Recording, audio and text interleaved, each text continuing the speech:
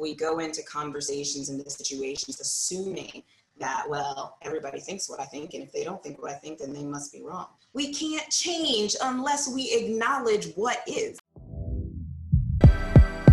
Welcome to Essential Stories, an independent grassroots docuseries and live roundtable discussions that give voice to people on the front lines of our world's most pressing social issues.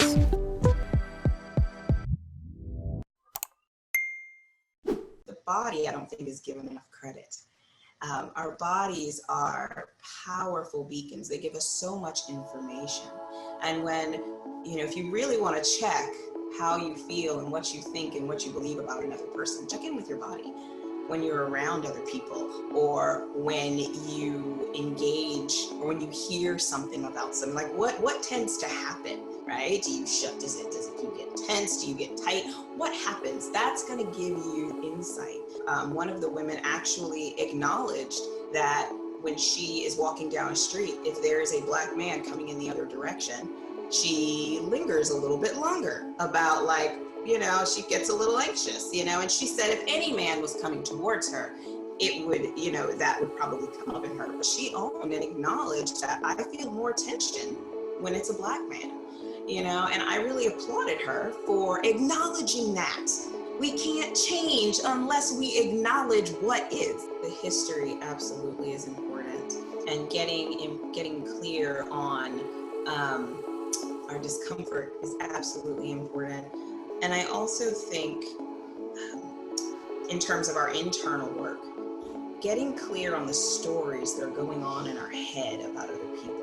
We're in a time right now where it's so easy to listen to respond as opposed to listening to understand. Really challenging me to check my biases and what assumptions that I make about other people. And that's something I don't think really happens enough. We go into conversations and situations assuming that, well, everybody thinks what I think, and if they don't think what I think, then they must be wrong. We have to be able to acknowledge what we feel, think, and believe before we can talk about changing it.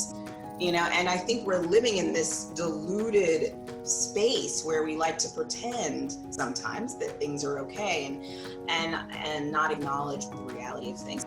Being in this situation right now, our bodies and our brains are constantly activated, like the amygdala part of our brains, right?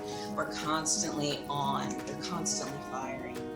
And when we talk about how do we find that balance? One thing we absolutely have to make sure that we do is we take care of ourselves and be aware of when our emotional brain is firing versus when our frontal lobe, or the executive functioning part of our brain, is firing, and give ourselves a grace and be able to say, in this moment, I choose not to respond.